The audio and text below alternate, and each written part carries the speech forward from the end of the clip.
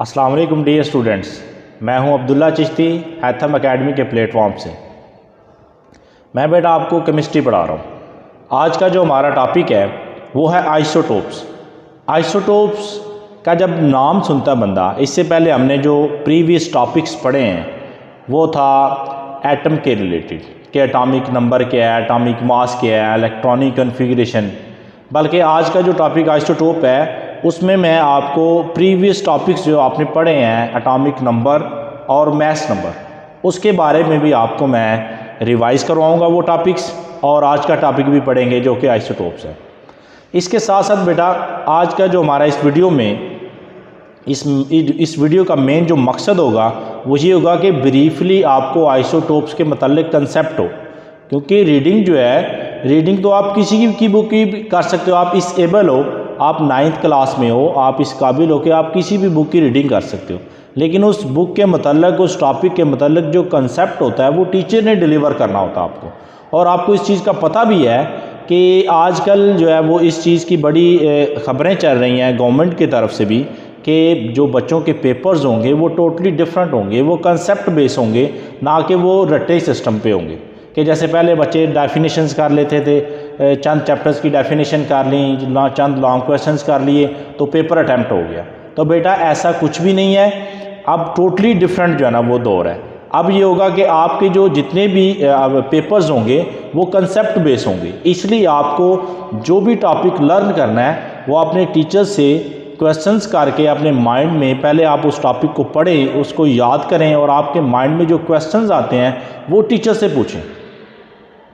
اور آج کے اس ٹاپک میں میں آپ کو بلکہ بتاؤں گا کہ آئسوٹوپس کیا ہوتے ہیں، یہ کیسے پیدا ہوتے ہیں، ٹھیک ہے، اور ان کی یوزز کیا ہیں۔ یوزز جو ہے اس کے علاوہ آپ کو اسائنمنٹ دی جائے گی جو آپ کے کمنٹ باکس میں آپ اس کو شیئر کریں گے ہمارے ساتھ، جو میں آپ کو اسائنمنٹ دوں گا کہ یہ بیٹا آپ نے سالو کرنی ہے۔ اس اسائنمنٹ کو سالو کرنے کے بعد آپ نے کمنٹ باکس میں بتانا ہے۔ اگر جس بچے کو نہیں آئے گی تو وہ بھی مجھ سے شیئر کرے گا کہ سر مجھے اس چیز کی سمجھ نہیں آ رہی، تو انشاءاللہ اس چیز کو بھی کلیئر کیا جائے گا۔ تو اس سے پہلے ویڈیو شروع کرنے سے پہلے آپ سے ایک ریکویسٹ ہے کہ اس ویڈیو کو لائک کریں، شیئر کریں اور سبسکرائب کریں، تاکہ آپ کو جو بھی نئی ویڈیوز ہو وہ آپ کے موبائل پہ اس کا نوٹیفیکیشن آئے کہ نیو ویڈیوز جو بھی ہوگی۔ تھینک یو سو مچ۔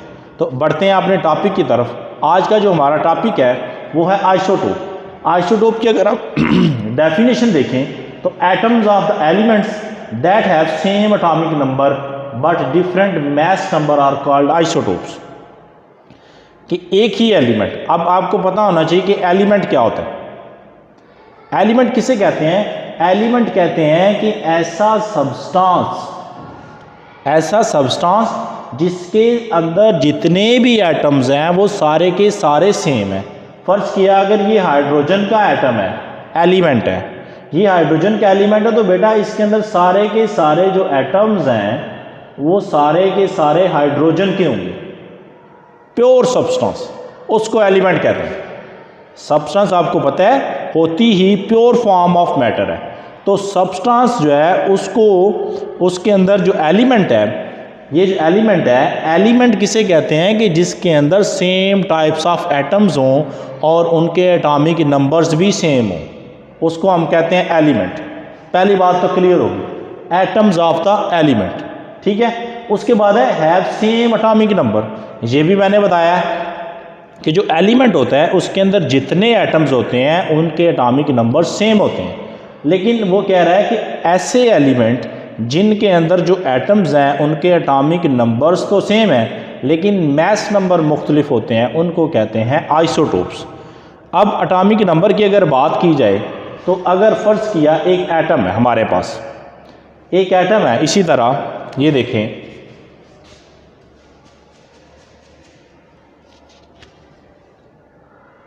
یہ ایٹم کا یہ نیوکلس ہے، جو ایٹم کی کور ہے، ایٹم کا سینٹر ہے۔ اٹامک نمبر اور میس نمبر دونوں ہی نیوکلس سے ریلیٹڈ ہیں۔ اور ایک اور بات کہ جو آئسوٹوپس ہیں بیٹا وہ بھی کس کے ریلیٹڈ ہیں؟ نیوکلس کے ہی ریلیٹڈ ہیں۔ ایٹم کے نیوکلس میں موجود جو پروٹونز کی تعداد ہے، کس کی تعداد؟ صرف اور صرف پروٹونز کی تعداد۔ تو پروٹونز کی تعداد کو کیا کہتے ہیں؟ ہم اٹامک نمبر کہتے ہیں۔ اور دوسری بات جو پروٹونز اور نیوٹران، مثلا پروٹون پلس نیوٹران دونوں کی تعداد، پروٹون اینڈ نیوٹران ان دونوں کی تعداد کو ہم کہتے ہیں میس نمبر. ٹھیک ہے. اور جو میں نے ویڈیو سٹارٹ کرنے سے پہلے ایک آپ کو بتایا تھا کہ جو کویسچنز ہے بیٹا کہ آئسوٹوپس کیسے بنتے ہیں، ٹھیک ہے، اس کا جواب یہ ہے کہ ہر ایٹمز کے اندر پروٹونز اور الیکٹران اپنے اپنے سیم ہوتے ہیں. ٹھیک ہے. کسی میں پروٹون 7 ہیں تو اس کا مطلب یہ ہے کہ اس کے نیوکلس کے گرد جو شیلز ہیں ان میں الیکٹرانز بھی 7 ہیں. اسی وجہ سے ایٹم ایک نیوٹرل اسپیشی ہے. آپ اس بات کو دوبارہ غور کریں. اس پہ میں نے آپ کو بتایا ہے کہ جو ایک ایٹم ہوتا ہے اس کے اندر پروٹون اور الیکٹران ان دونوں کی تعداد سیم ہوتی ہے. فار ایگزامپل ایک ایٹم ہے اس کا اٹامک نمبر ہے 7 جیسا کہ نائٹروجن، تو نائٹروجن کے نیوکلس میں موجود پروٹونز کی تعداد بھی 7 ہے اور اس کے نیوکلس کے گرد جو شیلز ہیں اس میں الیکٹرانز کی تعداد بھی 7 ہے. ٹھیک ہے. اب ڈفرینٹ اگر کوئی چیز ہے تو وہ نیوٹرانز ہوتے ہیں. ہر ایٹمز کے اندر نیوٹرانز ہوتے ہیں. تو جب نیوٹرانز ڈفرینٹ ہوتے ہیں تو آئسوٹوپس پیدا ہوتے ہیں. کون سی چیز پیدا ہوتی ہے؟ آئسوٹوپس پیدا ہوتے ہیں. اب ایگزامپل دیکھیں ہم آئسوٹوپس آف ہائیڈروجن. تو آئسوٹوپس آف ہائیڈروجن دیکھو اس کے 3 آئسوٹوپ ہیں جو نیچرلی اکرنگ آئسوٹوپ ہے. ایک پروٹیم ہے، دوسرا ڈیوٹریم ہے، تیسرا ٹریٹیم ہے. پروٹیم کا اگر دیکھا جائے آپ دیکھیں یہ اٹامک نمبر اس کا 1 ہے، اس ہائیڈروجن کا بھی اٹامک نمبر 1 ہے، اس آئسوٹوپ کا بھی 1 ہے، ہائیڈروجن کے آئسوٹوپ کا. اب پروٹون تینوں کے 1 ہیں کیونکہ اٹامک نمبر سب کا سیم ہے. ہائیڈروجن کا اٹامک نمبر ہی 1 ہوتا ہے، یہ ہائیڈروجن کا اٹامک نمبر 1. اب دیکھنا یہ ہے کہ اس کے نیوکلس کے اندر پروٹونز کی تعداد تو 1 ہے لیکن اس پروٹیم کا ماس 1 ہے. اس کا مطلب اس کے اندر کوئی نیوٹران نہیں ہے کیونکہ پہلے بات ہوئی ہے میس نمبر ہوتا ہے پروٹون پلس نیوٹران. تو پروٹون اگر اس کا 1 ہے اور نیچے ماس بھی 1 دیا ہوا ہے تو اس کا مطلب اس کے اندر نیوٹران 0 ہے. جبکہ اگر ہم ڈیوٹریم کی بات کریں تو اس میں دیکھیں تو پروٹون 1 ہے کیونکہ اس کا اٹامک نمبر 1 ہے لیکن اس کا ماس نمبر انہوں نے 2 لکھا ہوا ہے. تو ہم نے فوری طور پہ سوچنا ہے کہ جو ماس نمبر ہوتا ہے وہ پروٹون پلس نیوٹران ہوتا ہے. تو پروٹون 1 ہے، ماس نمبر 2 ہے، تو اس کا مطلب جو دوسری چیز ہے وہ نیوٹران ہے. دیٹس وائی ڈیوٹریم کا جو ماس ہے وہ 2 ہے کیونکہ اس کے اندر ایک پروٹون اینڈ ایک نیوٹران. اس کے بعد ٹریٹیم کی اگر بات کریں ہم، ٹریٹیم میں دیکھیں آبویسلی چلتا ہے وہی آ رہا ہے. یہ دیکھیں کیونکہ ہائیڈروجن کا اٹامک نمبر 1 ہے، یہاں پہ آ کے اس کا ماس کیا ہے 3. یہ دیکھو اٹامک نمبر سب کا سیم ہے. کیوں؟ نمبر آف پروٹونز سیم ہے. اگر کوئی چیز مختلف ہے تو وہ نیوٹرانز ہیں. پہلے میں نیوٹران 0 تھا، دوسرے میں نیوٹران 1 ہے اور تیسرے میں دیکھو نیوٹران 2 ہیں، جس وجہ سے 1 پروٹون 2 نیوٹران، ٹوٹل ماس کتنا ہو گیا 3. تو یہ ہے کہ جو ماس نمبر ہوتا ہے پروٹون پلس نیوٹران ہوتا ہے، پروٹون پلس نیوٹران. تو جو ایٹم کسی بھی ایلیمنٹ کا ہو اگر ان ایٹمز کے اٹامک نمبرز سیم ہیں اور ماس نمبر مختلف ہیں اس کو ہم آئسوٹوپس کا درجہ دیں گے. ٹھیک ہے. آگے بڑھتے ہیں. آئسوٹوپس کی ٹائپس کتنی ہوتی ہیں؟ آئسوٹوپس جو ہیں کس قسم کے ہوتے ہیں؟ تو وہ 2 ٹائپس ہوتی ہیں بیٹا آئسوٹوپس کی. Types of isotopes, number 1 stable isotopes and second 1 unstable isotopes. Stable isotopes کو ہوتے ہیں isotopes which have stable nuclei are called stable isotopes or non-radioactive. مثلا ایسے آئسوٹوپس جن کے نیوکلیائی، میں نے پہلے آپ کو بات کر دی تھی کہ اٹامک نمبر، میس نمبر اور آئسوٹوپس ان کا تعلق صرف اور صرف نیوکلیس کے ساتھ ہے. ٹھیک ہے. اور ایسے ایٹمز جن کے نیوکلیائی سٹیبل ہوتے ہیں، جن کے نیوکلیائی سٹیبل میں کہ وہ ان کا نیوکلیس ٹوٹ پوٹ کا شکار نہیں ہوتا، ان کا نیوکلیس ٹوٹ کے کسی دوسرے نیوکلیس میں کنورٹ نہیں ہوتا اور ٹوٹنے کے دوران الفا بیٹا گیما ریز کو خارج نہیں کرتا، ان آئسوٹوپس کو کہتے ہیں سٹیبل آئسوٹوپس. جن کی مثال ہے carbon 12 and carbon 13. These are stable isotopes.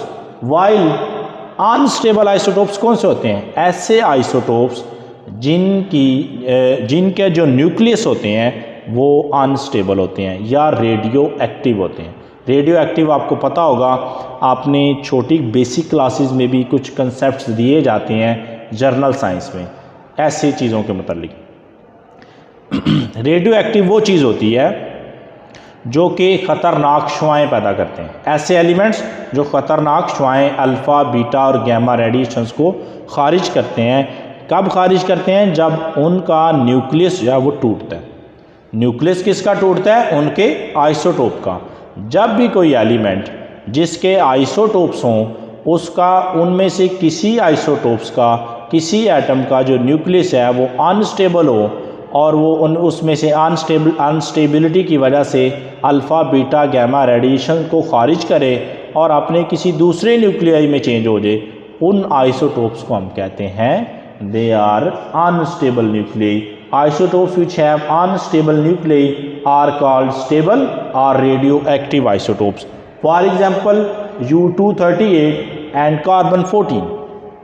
اس کے بعد اس ٹاپک کا جو لاسٹ حصہ ہے وہ ہے abundance of isotopes. آپ کو پتہ ہے قدرت کا ایک نظام ہے کہ ہر چیز کی ایک پرسنٹیج ہے اس دنیا میں. پانی ہے تو اس کی اپنی پرسنٹیج ہے، خشکی ہے تو اس کی اپنی پرسنٹیج ہے. اسی طرح these are all naturally occurring elements. یہ نیچرلی اکرنگ ایلیمنٹس جو ہیں ان کی قدرت میں کرۂ ارض میں ایک کیا ہے، اس کی ایک پرسنٹیج ہے کہ کتنے فیصد وہ کرۂ ارض پر پائے جاتے ہیں. اس کو ہم کہتے ہیں نیچرل ابنڈنس یا ابنڈنس آف ایلیمنٹ، کہ ایک ایلیمنٹ کرۂ ارض پر کتنے فیصد پایا جاتا ہے، اس کے یہ والے آئسوٹوپس کتنے پرسنٹ پائے جاتے ہیں، یہ آئسوٹوپس کتنے پرسنٹ پائے جاتے ہیں. تو یہ اگر دیکھا جائے تو ابنڈنس آف آئسوٹوپس جو کاربن 13 اور کاربن 14 ہے وہ 1.1% اس کرۂ ارض میں پائے جاتے ہیں، مطلب بہت ہی کم تعداد میں. جبکہ جو کاربن 12 والے آئسوٹوپس ہیں وہ 98.9% تک پائے جاتے ہیں اس کرۂ ارض پر. یہ ان کی ہے نیچرل ابنڈنس. 98.9 کا کیا مطلب ہے کہ یہ بہت زیادہ کثرت میں پائے جاتے ہیں کاربن 12 والے آئسوٹوپس. ٹھیک ہے. اس کے بعد ہے U-235 یورینیم کا جو آئسوٹوپ ہے U-238. یہ آئسوٹوپ نیچرلی جو ہے اس کرۂ ارض پر 99% پایا جاتا ہے. اس سے مراد ہے یہ بھی زیادہ مقدار میں پائے جاتے ہیں، کثرت سے پائے جاتے ہیں. تو بیٹا یہ تھا ہمارا آج کا ٹاپک. اس کے متعلق کسی قسم کی آپ کو کوئی سمجھ نہیں آتی، کسی بات کی سمجھ نہیں آئی، کوئی کویسچن آپ کے مائنڈ میں، آپ کمنٹ سیکشن میں پوچھ سکتے ہیں. اس کے علاوہ جو آپ کی آج کی اسائنمنٹ ہے وہ یہ ہے کہ اسٹوڈنٹس آپ نے کیا کرنا ہے، آپ نے یہ اسائنمنٹ ہے فائنڈ دا فالوئنگ.